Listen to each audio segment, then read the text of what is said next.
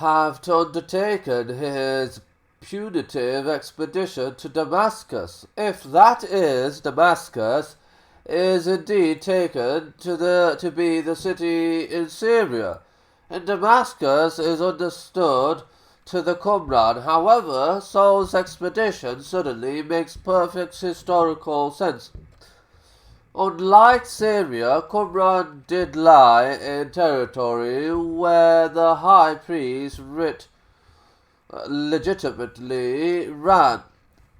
It would have been entirely feasible for the high priest in Jerusalem to dispatch his enforcers to extirpate heretical Jews at Qumran, a mere 20 miles away near Jericho. Such action would have thoroughly confirmed to Roman policy, which made a point of not meddling in purely internal affairs.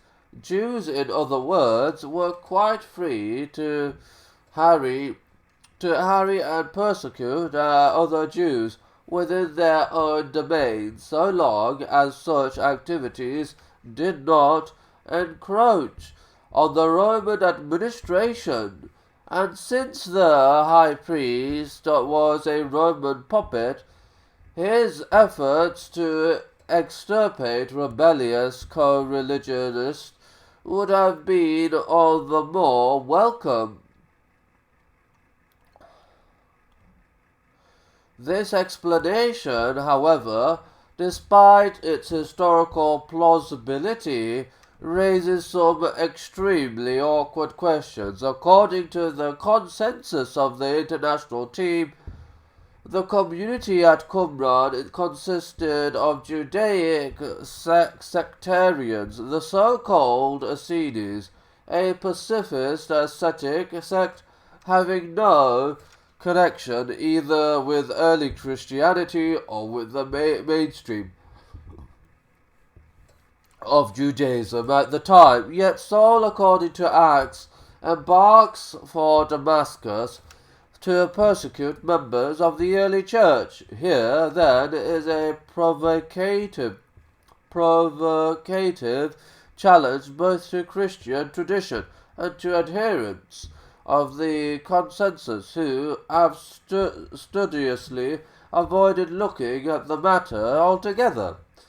Either members of the early church were sheltering with the Qumran community, or the early church and the Qumran community were one and the same.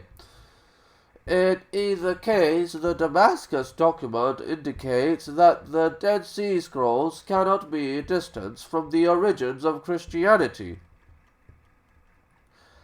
The Habakkuk commentary found in Cave 1 at Qumran. The Habakkuk Pasha, or Habakkuk commentary, represents perhaps the closest approximation in the entire corpus of known Dead Sea Scrolls to a chronicle of the community, or at any rate of certain major developments in its history. It focuses in particular on the same dispute cited by the Damascus document. This dispute, verging on incipient schism, seems to have been a traumatic event in the life of the Qumran community. It figures not just in the Damascus document and the Habakkuk commentary, but in 4 other Qumran texts as well, and there seem to be references to it in 4 further texts.